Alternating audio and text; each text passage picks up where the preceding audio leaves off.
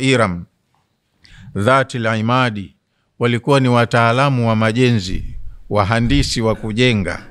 Walijenga majumba marefu marefu, skyscrapers wakati huo. Sasa nyinyi mna kreni, mna kila kitu, mna lifti. Wao majumba hayo marefu walikuwa wanatumia zana gani kwa wakati wao? Bila shaka walikuwa wana taaluma, walikuwa na teknolojia ya wakati wao, wakafanya maajabu katika hii dunia. Allah kawaangamiza na kazi zao. Iram, hao ni watu wa Iram dhati al-imad, walikuwa na majengo marefu kwenda juu, walikuwa wanatumia space. Adan, hawa ni watu wa Ad. Adan al-ula, watu wa Adi wa mwanzo. Baada ya kuangamizwa walioangamizwa, walibaki wachache waliookolewa na mtume wao. Hao ndo watakuwa Adi wa baadaye. Lakini Adi wa mwanzo waliteketezwa wote, taifa zima. Ahlu Iram, hawa ni watu wa eneo la Iram. Dhatul binai rafi'i, eneo hilo lilikuwa lina majengo yaliyopanda juu. Walitumia space vizuri, wakajenga majumba marefu kwenda juu. Alladhina, hawa ni watu ambao kanu yaskununa bil ahqafi, walikuwa wanakaa katika majangwa, maeneo yenye miinuko, baina Oman wa Hadhramaut, baina ya Omani na Hadhramaut, mwelekeo wa maeneo ya kwa washihiri huko Yemen. Maeneo hayo hapo ndo walikuwepo hao watu. Kwa wakati wao ni superpower, wana taifa lenye nguvu, wana jeshi imara. Mtume wao kawaambia, wa idha batashtum jabbarin, nyinyi mkipambana na maadui zenu mnapambana kibabe. Allah amekupeni neema nyingi, basi hata shukurani hamna.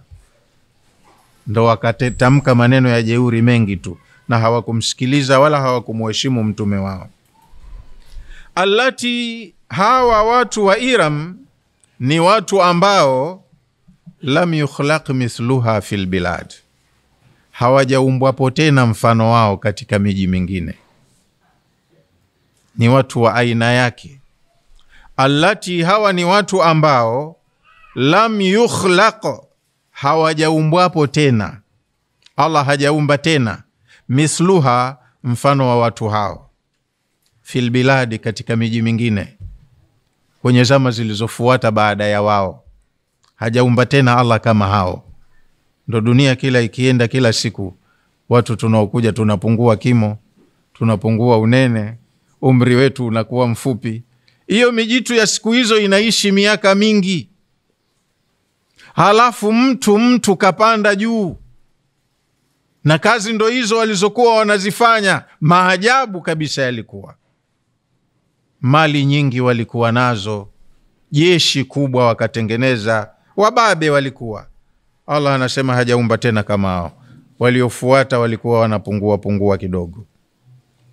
Yani tilka alqabila, kabila hili analolizungumzia Allah hapa, allati, ni kabila ambalo lam yakhluqi Allahu mithlahum fi quwwatihim, Allah hajaumba tena watu kama hawa kwa mnasaba na nguvu zao. Hajawaumba watu wenye nguvu kama hawa.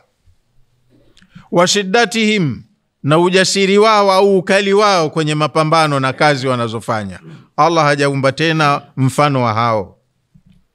Wadhakhamati ajsamihim, na maumbo yao yalivyokuwa makubwa, Allah ametupunguza baada ya hapo.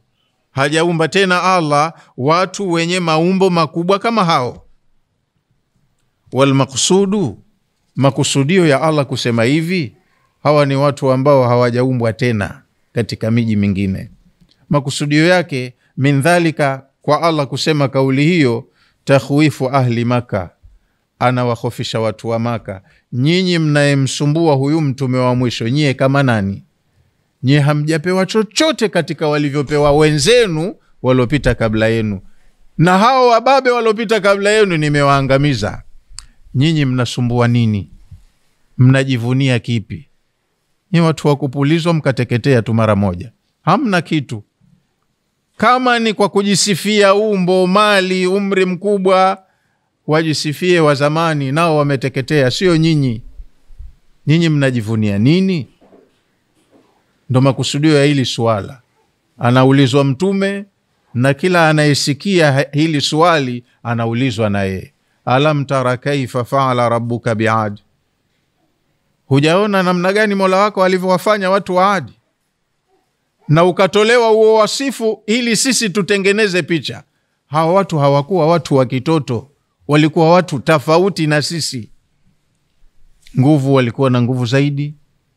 Maumbo, walikuwa na miili mikubwa, wamepanda juu, wapana. Hawafanani na sisi. Sasa sisi hatupaswi hasa kuwa makafiri, kwa sababu adhabu ya Allah hatuiwezi. Hao waliokuwa na ubabe wamekwenda na maji. Upepo tu umewaangamiza. Silaha iliyotumika kuangamiza watu hawa wababe ni upepo uliovuma kwa muda wa wiki moja. Sakharaha alaihim 7 layalin wa 8 ayamin husuma. Ni wiki moja, siku 7 na michana 8 mfululizo upepo unavuma bila ya kupungua kasi. Hakubakia mtu. Kwa hiyo Allah anatoa taarifa hizi kuwahofisha makafiri wa sasa ambao nguvu hawana, watu duni, vifyefye tu. Bima sana, anatupa taarifa Allah ya alichokifanya. Yani wal maqsudu min dhalika, makusudio ya Allah kutupa taarifa hiyo, takhwifu ahli Makkah. Kwanza ni kuwahofisha watu wa Makkah waliokuwa wanamsumbua Mtume Muhammad. Anawatahadharisha bima sana Allahu Ta'ala biadin, waangalie Allah alichokifanya kuwafanyia wababe wa Adi. Wa kaifa ahlakahum, anawapa wasifu wa adhabu aliyoitumia kuwaangamizia. Wakanu, na walikuwa hao watu wa Adi, atwalu amaran, ni watu walioishi umri mrefu, walikaa sana katika dunia hii. Wa ashadda quwwatin, na ni watu waliokuwa na nguvu sana, min kufari Maka, kuliko makafiri wa Maka. Makafiri wa Maka umri wake mtu sana miaka 60. Kama mtume wetu kafa na miaka 63. Anayevuka 80 wachache. Hawana muda wa kukaa duniani, wanajivunia nini? Nguvu zao, mtu hata kubeba kilo 10 mushkeli. Mwenye nguvu wao anaweza akabeba kilo 50 kujitwika mwenyewe. Maana kanuni ya kimaumbile, kama si wale watu wanaofanya mazoezi ya ziada ya kubeba vyuma, mtu yoyote hawezi kubeba mzigo uliomzidi yeye uzito. Kama wewe una kilo 60, unaweza ukajitutumua ukajitwika mwenyewe kilo 60. Zaidi ya hapo si rahisi. Hawa walikuwa wana nguvu wanaozungumzwa. Wamefanya kazi za ajabu, mpaka wasifu wa majengo yao mnaambiwa wakitumia space wakaenda juu. Hasa hawa wa Maka, wao wamekifanya kipi? Kiburi kile wamekitoa wapi? Qala Ibn Kathir, amesema mwanawachuoni mtafsiri wa Qur'ani Ibn Kathiri kwenye tafsiri yake kwenye aya hii. Ibn Kathir amesema wa haulai, hawa adunil ula, ni wale Adi wa mwanzo walioangamizwa. Wa humul ladhina ba'atha Allahu fihim rasulahu huda, hawa ni watu ambao Allah aliwatumia mtume wake Hud. Katumwa Hudi kwenye taifa hilo, alayhi salam, amani ya Allah iwe juu yake mtume Hud. Fakadhabuhu, hao watu wakamkadhibisha mtume wao. Wakhalafuhu, wakafanya tofauti na alivyowaagiza, maana wamehitilafiana naye. Yeye kawaagiza vingine, wao wakawa na misimamo yao na mazoea yao, hawakutaka kubadilika. Wakanu utatan mutamarridina jabbarin, walikuwa ni watu watata sana, jeuri sana, wamepitiliza katika dharau na jeuri, na ni wababe asili yao. Kharijina an taati Allahi, walikataa kumtii Allah, wametoka katika taa ya Allah. Kwa hiyo hawakumheshimu, hawakumsikiliza mtume wao. mukadhibina lirusulihi, waliwakadhibisha mitume wote waliotumwa na Allah. Kwa sababu umma ukipelekewa mtume wakimkataa, wanahukumiwa wamewakataa mitume wote, kwa sababu mitume ni kama timu, ni kama ndugu, wametumwa kazi moja hapa duniani. Ukimkataa mmoja unahukumiwa umewakataa wote. Na vitabu vya wahi vilivyoteremshwa vinatoka vyote kwenye Lauhul Mahfudhi, vinatoka kwenye asili moja. Ukikikataa kimoja ni sawa sawa umevikataa vyote. Fadhakara ta'ala kaifa ahlakahum. Kwa hiyo hapa Allah ametutajia amewaangamiza vipi. Wadammarahum, na kawateketeza hawakubakia. Waja'alahum ahaditha wa ibra. Tokeo la kuangamizwa kwao Allah akalibakisha liwe ni historia na mazingatio. Kwa watakaoisoma hiyo historia, nyoyoni mwao wapatie na mazingatio, wapate athari ya mazingatio. Alam tara kaifa faala rabbuka bi'ad. Hukuona namna gani alivyofanya Mola wako kuwafanyia watu wa Ad? Wa Thamuda, na wengine baada ya Ad wamekuja baada ya hapo watu wa Thamud. Hukuona pia na watu wa Thamudi walivyofanywa? Alladhina, hawa ni watu ambao jabu sakhra bilwad, walikuwa wanachonga mawe majabali kwenye majangwa. Sisi tunatafuta viwanja kwenye ardhi tambarare tujenge. Cha shimoni hukitaki, cha mlimani hutaki, unasema si mahala pazuri.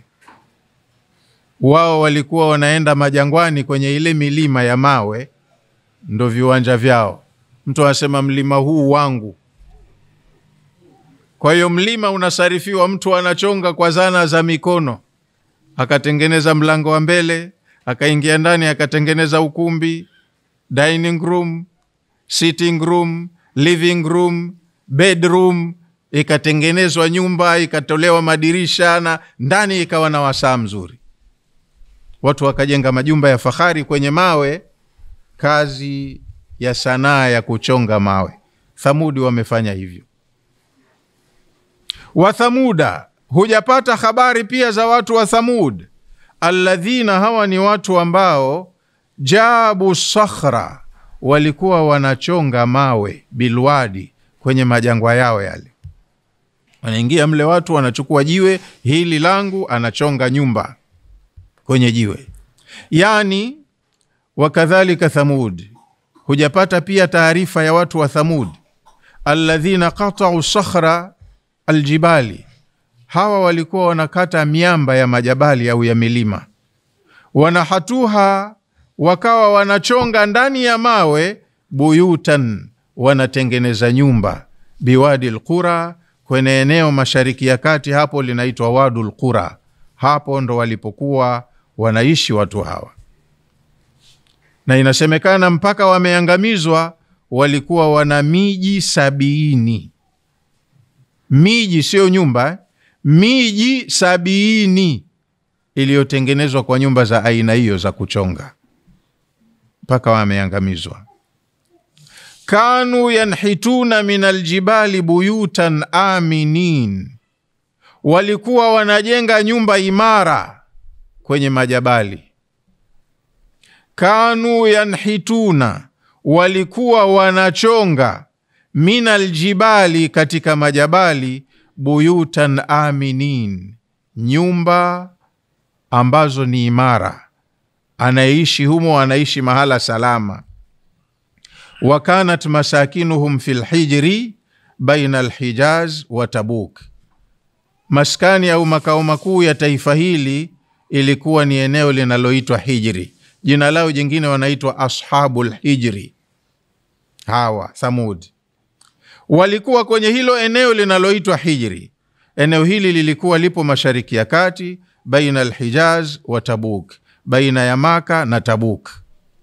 Hapo katikati ndo ilipokuwa maskani ya watu wa Thamud.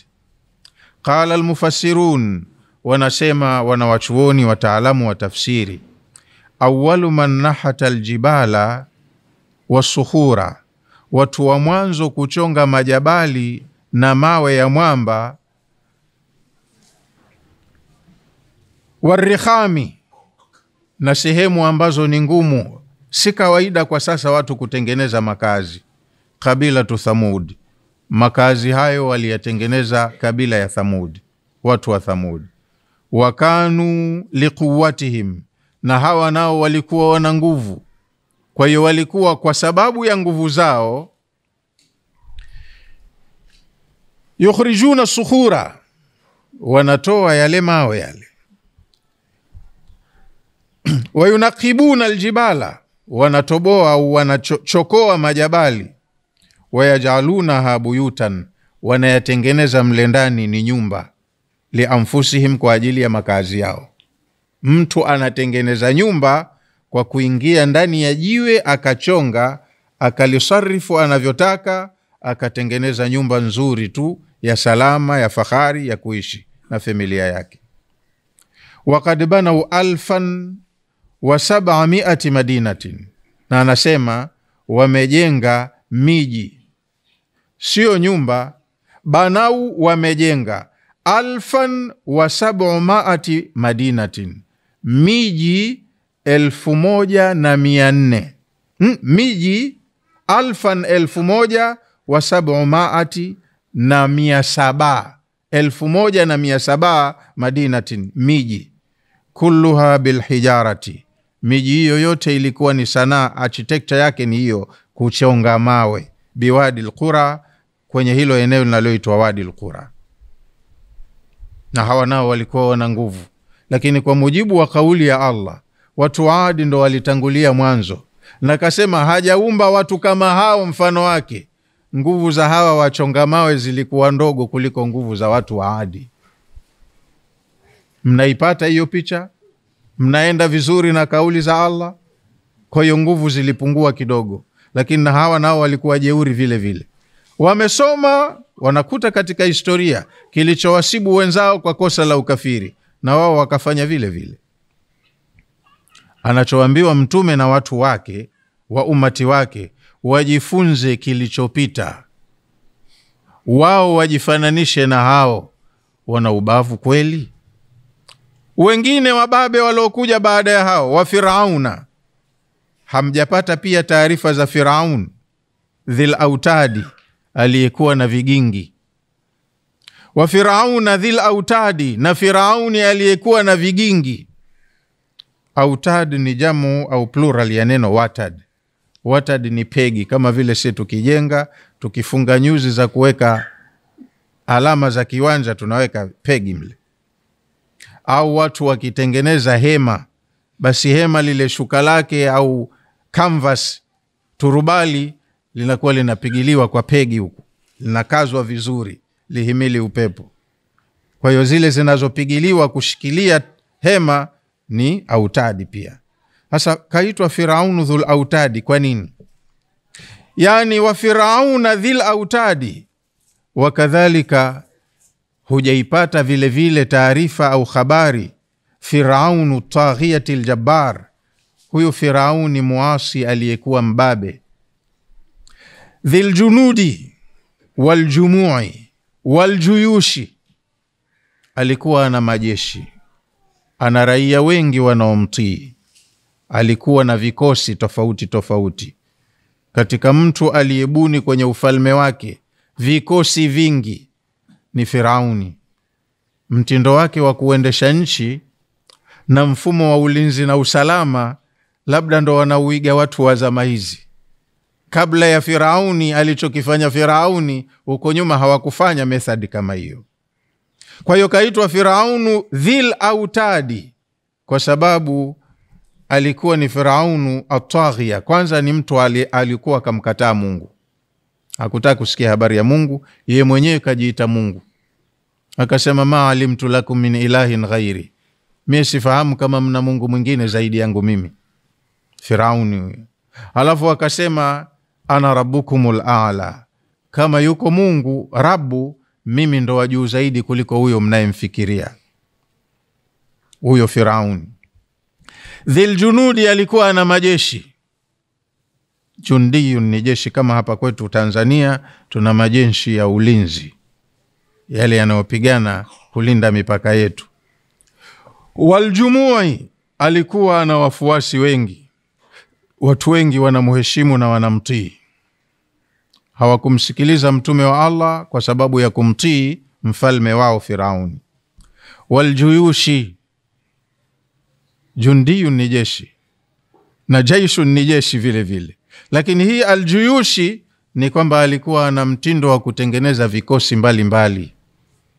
Kama hapa kwetu jeshi tunalo la ulinzi, lakini tuna polisi, naita jeshi la polisi, jeshi la usalama, jeshi la la uhamiaji, jeshi la JKU, tuna vikosi sijui vya KVZ, tuna hivi na hivi. Yani huu mtindo wa kubuni tu kikosi hichi KM. Unaona, kwa mfano kama huo, Firauni ndo alikuwa akiona iko haja ya kutengeneza kikosi maalum kwa shughuli fulani, anatengeneza, anaunda vikosi. Kwa hiyo akaitwa ana majeshi mengi, ana vikosi vingi. Allati, vikosi alivyokuwa anaunda, tashuddu mulkahu, lengo lake ni kujikita kwenye ufalme wake tu, anajihakikishia kubaki madarakani mpaka itakapotokezea siku ya kutokezea. Sijui kama alikuwa anaamini kuwa atakufa, maana yeye ndo kajiita Mungu, alitaka awe rais wa maisha.